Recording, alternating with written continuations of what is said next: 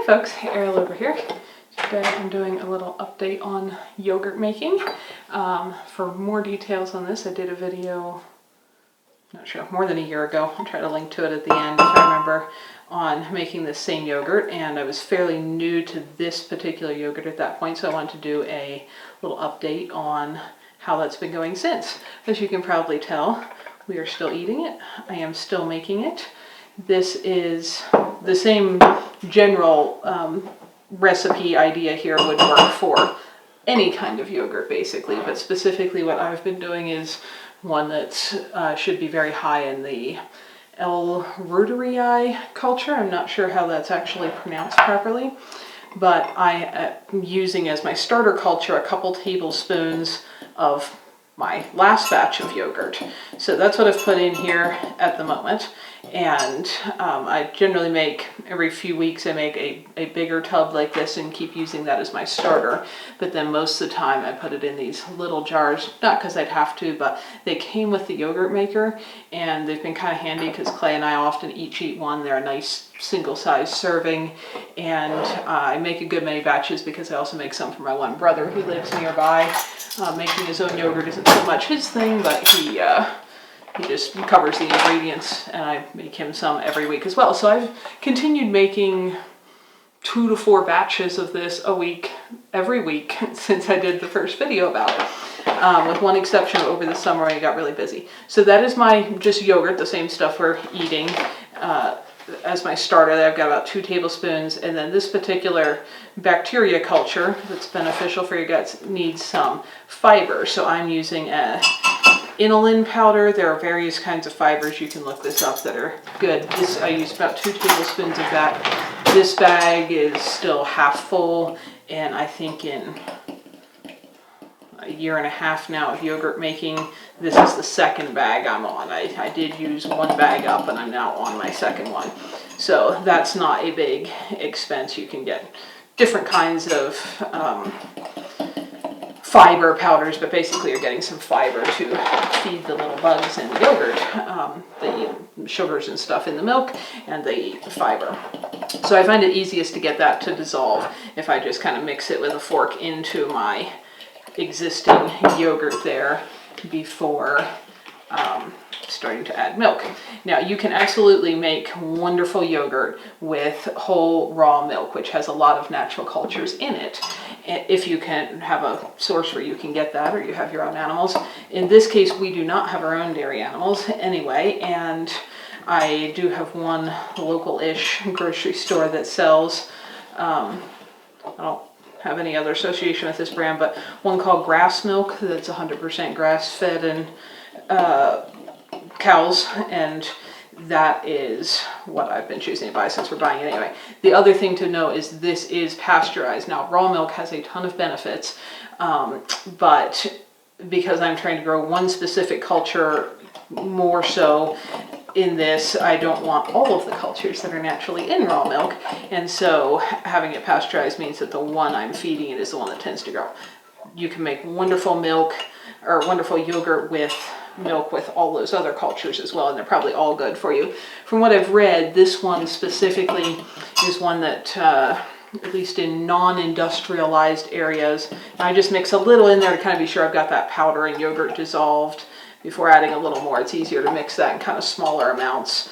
Otherwise you can end up with just liquid in chunks. In most non-industrialized cultures, that's a particular bacteria that's highly populates most people's guts and seems to be very beneficial for digestion. And of course, how you process food and nutrients is key to almost every aspect of your health, because that's what makes up your body. But it's largely been killed off and is fairly deficient in most people in modern cultures. So I've specifically been working for the past while to kind of repopulate our guts with it. I think a benefit I've noticed is my hair seemed to grow more, especially a few months after we've been eating this regularly. I just got a lot more of, probably us ladies notice this more, of these little like short ends that get frizzy because they're new hairs growing out. My hair is not particularly thick and lush anyway. It's, you know, a very fine texture, but I do seem to have had more hair growth. My skin has been feeling good. I believe when we started this, Clay was having some skin flare-ups, which do seem to have fully gone away. So I can't prove that this did that, but we have been consuming a good bit of this and that issue has gone. So now that I have my, you know, some of my milk, which is actually half and half, not milk. I'll talk about that more in a minute.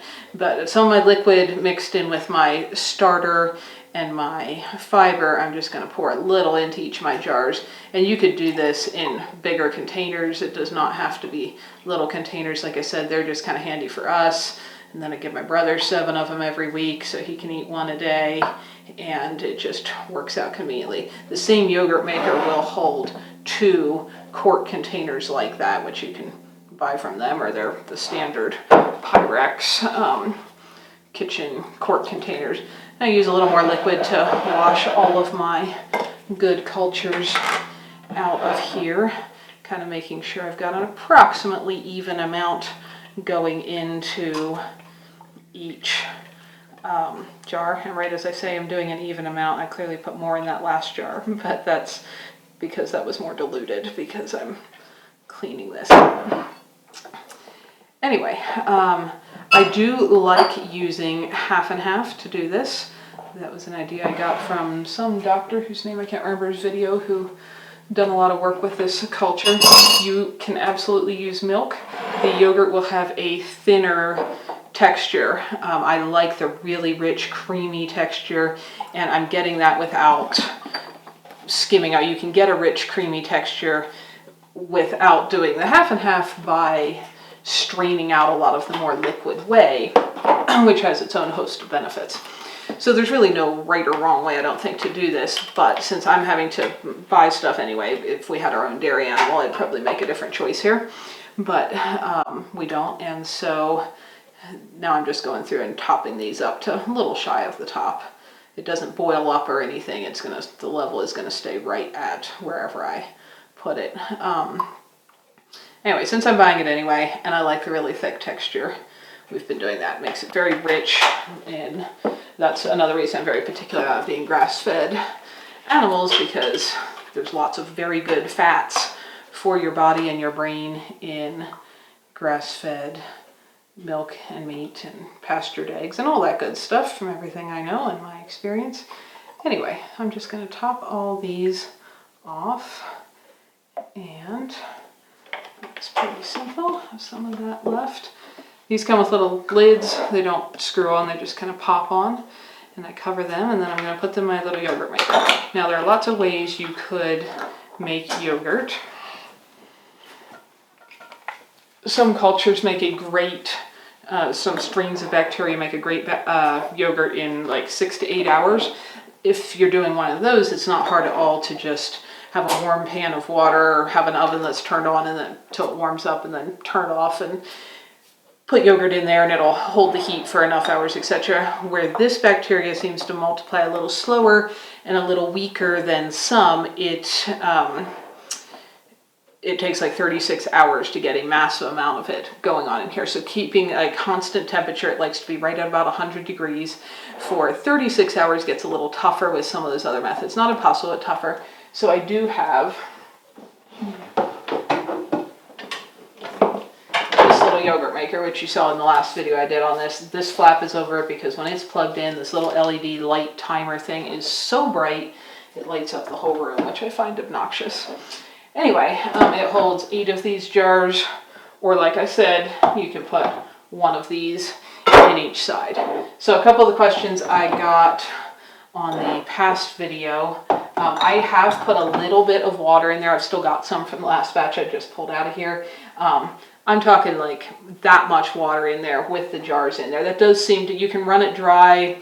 The manufacturer says you can run it with water in it, doesn't really matter. I find that seems to help keep a really even temperature in here. And then of course it has a lid that goes on top. Then I set it back in the corner there, and 36 hours later, it is done, and I pull it out and go in the fridge. So I forgot to grab one of, let me show you the texture I'm getting. So here is one of my last batch jars, and it'll be slightly less thick when it's still warm, like 100 degrees coming out of here, than once it is cooled off more. But the texture looks like this. You can see how rich and creamy and thick that is. Again, you can make thinner yogurts for sure, and there's nothing wrong with that. I just like this texture. And I'm pretty sure from other people's experiences, you will not get that texture if you're using just whole milk. So thinner yogurt is fine. There's nothing wrong with that. I just like this texture and flavor. Other questions I got were, do I do any special sterilizing of these jars? I don't. I wash them in very hot soapy water, let them dry, and then put my yogurt in. I don't do any special, some people do, it's probably fine. I haven't had any issues with not running them through some kind of sterilizing cycle or baking them in the oven or anything like that. Just a thorough washing, and then they go back in here. If you go back and watch my first video, the first batch of this, the very first one that I started with a starter culture of like a powdered packet of the bacteria, was not this texture. It got all liquid on the bottom. It had like a hard, chunky, curdled stuff on the top, which I hear can happen. Apparently it maybe happens a little bit more at higher elevations. I'm not sure why, but we're certainly at a higher elevation here, living a little over 6,000 feet above sea level. But anyway, I still use some of the whey and stuff out of that batch to make subsequent batches, and they've all been nice and thick and creamy. I've never had another batch be like that first one. They've all been this texture, and it's just been flawless since then. So if you get some starter from somebody, if you've got a friend who's got this, like if you live near me, I just give you a couple tablespoons of this to start, and you could skip that. But if you're like ordering a starter online because you don't know where else to get one, be aware your very first batch may turn out like that. And it was not remotely appetizing. It would have been edible, but it was not at all appetizing, and it was not at all like this. But every subsequent batch has been like this. The other reason I wanted to do this video is because I did find I can successfully store this starter, because I would have rather, if I could, not have to start over and have that first batch again from a new packet of the bacteria. So over the summer, our summers are just crazy busy here. We're building a house with a garden, everything outside, picking, canning, preserving food. I knew I was not going to keep up with consistently making this yogurt through the busy time of summer, but I didn't want to lose my starter. This will keep for probably at least a couple months in the fridge. We always eat ours faster than that, but it does keep a while. But I knew I was probably going to go 3.5, 4 months before I had time to go back to consistently making this, which I did all last fall, winter, and spring, and I started again this fall. But in between, what I did was just take one of these jars, still covered, and put it in the freezer. A lot of bacteria simply goes dormant when it's in the freezer, and I was hoping that it would stay dormant. Now, if it stays frozen too long, it can definitely start to die off and won't wake back up when it warms up. But I was hoping that wouldn't be too long. I wasn't sure. So I just froze one of these containers, the last one we didn't eat when things got crazy in the summer. And then in the fall, I thawed it out again. And if you've frozen milk products before, probably know that they kind of separate a little bit. So it didn't have quite as nice and creamy of a texture when I thawed it out. It was slightly separated, a little bit more liquid parts and chunky parts, but nothing at all like that very first batch I had that was like hard chunks and pure water. And I stirred that up and used a scoop of that as my starter for the next batch. The very first batch after that, I could feel a little bit of graininess in, probably from that separation. And I've just continued using batches after that to get the next one going. And I've had no issues at all with that. So I know that works for me. If you have a busy spell, you're on vacation, you have crazy summers, you have crazy winters, whatever your schedule's like. For us, it's summer. That worked really well. I could just freeze some of my yogurt and then have that as my starter to continue through the next year. So that's one of the main things I wanted to say. I tried it. It worked great. I have a lot more going. Let me plug this in and get it going.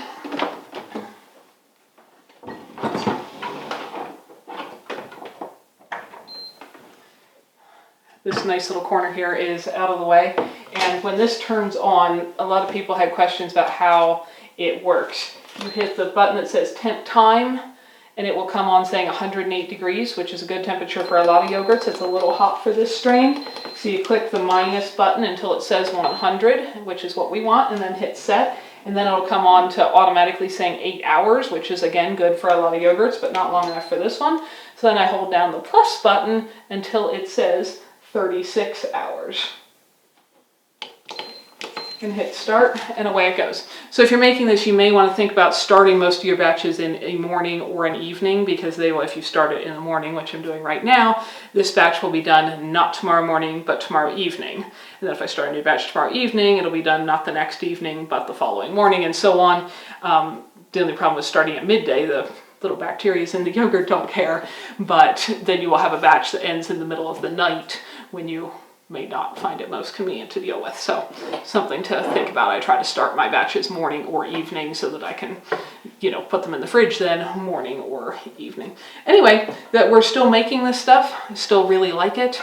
We eat it just as yogurt with like fruit and berries in there, a little maple syrup or a little honey, or I also use this often in cooking or things just like I would sour cream, like a dollop of it on top of soup or in beans, or you can mix it into dressings and so on. Yogurt is fairly replaceable for sour cream and a whole lot of things. And so we use this regularly and like it. If you've tried it, let me know what you think.